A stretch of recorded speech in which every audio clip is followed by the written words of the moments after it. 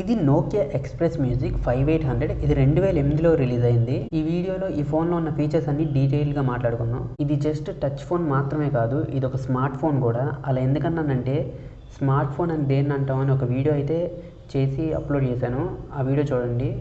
ఇప్పుడు ఈ ఫోన్లో ఉన్న స్పెసిఫికేషన్స్ గురించి చెప్తాను, ఆ తర్వాత ఫీచర్స్ గురించి చూద్దాం. బేసిక్ స్పెసిఫికేషన్స్ వచ్చేసి 3.2 ఇంచ్ రెసిస్టివ్ టచ్ డిస్ప్లే అనమాట. ఇది రిజల్యూషన్ ఏమో 360x640 అనమాట. అంటే 360p డిస్ప్లే. చాలా తక్కువ క్వాలిటీ కదా. అంత తక్కువ రిజల్యూషన్ అయినా మనకి క్వాలిటీ అలా అనిపించదు. అది ఎందుకంటే వీడియోలో కొంచెం ముందుకెళ్ళినా తెలుస్తుంది మీకు. కెమెరా వచ్చేసి 3.2 మెగాపిక్సెల్ అనమాట. 480p వరకు షూట్ చేయగలదు. ఆటో ఫోకస్ కూడా ఉంది. ఇందులో డెడికేటెడ్ షటర్ బటన్ కూడా ఉందన్నమాట. హాఫ్ క్లిక్ చేస్తే ఫోకస్ చేసిద్ది, ఫుల్ క్లిక్ చేస్తే రికార్డ్ చేసిద్ది. సాఫ్ట్వేర్ ఏమో Symbian 9.4 మీద రన్ అవుతుంది. S60 వర్షన్ 5 అనమాట. ఇందులో ఉన్న ప్రాసెసర్ ARM11 అనమాట. ఒకే ఒక కోర్ ఉండిద్ది. అది 434 MHz దగ్గర లాక్ చేసి ఉంది. సో మనకి స్మూత్గానే ఉండిద్ది ఇంటర్ఫేస్ కానీ, టచ్ కానీ, ఫంక్షనాలిటీ కానీ ఇవన్నీ.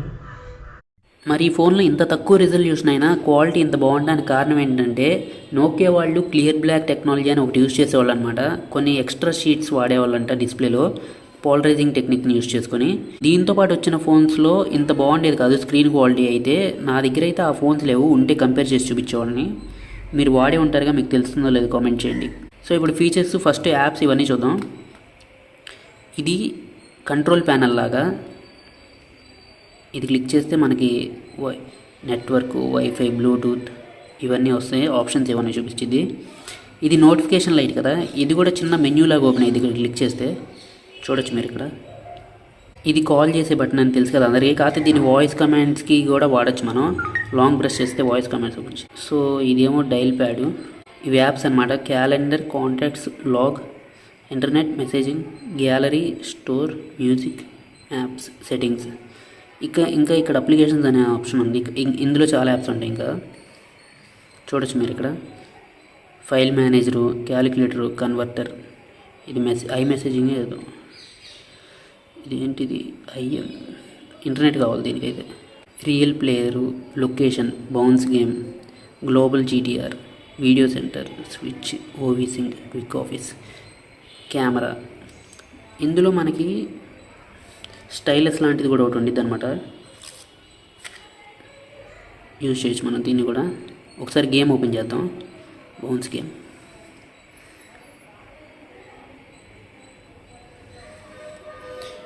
ఇదైతే వాల్యూమ్ రాకర్స్ ఇవి.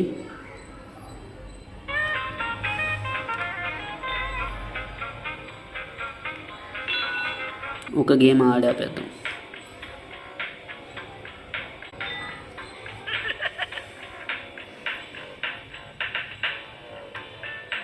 మీకు ఇప్పుడు డిస్ప్లేలో కొంచెం పిక్సెల్స్ కనపడతాయి.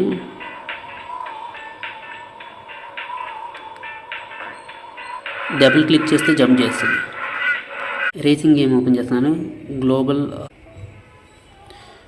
Global racing thunder. Start the game. Single player, orchid,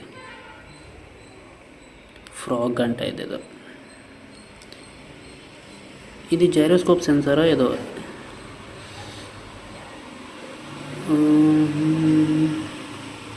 కానీ మనం ఇలా కూడా వాడచ్చు, ఈ స్టిక్తో కూడా చేయొచ్చు. కాకపోతే ఇది కూడా బాగానే ఉందిగా.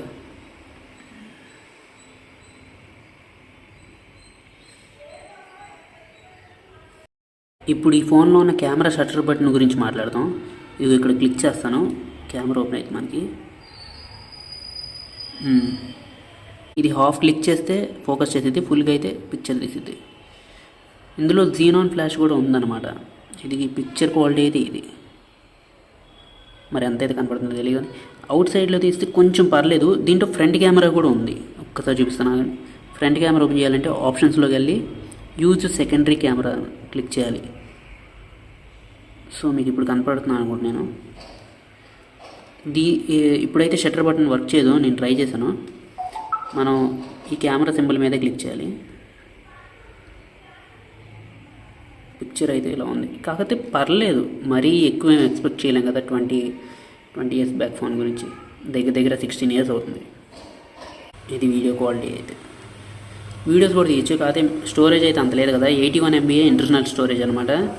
ఫైల్ మేనేజర్ ఓపెన్ చేద్దాం ఒకసారి. అది 60 MB SD కార్డ్ వేసాలే. Android cities games install okay okay. ఇందులో ఇంటర్నెట్ వైఫై కూడా ఉండిద్ది. ఇందులో వైఫై కూడా ఉండిద్ది మనకి. ఇదిగో వీల్ అని ఉంది కదా, ఇది స్కాన్ చేస్తుంది ఏమున్నాయి అని నెట్వర్క్స్. బ్యాటరీ బ్యాకప్ కూడా పర్లా. ఇంకేమున్నాయి ఇందులో, అంతే.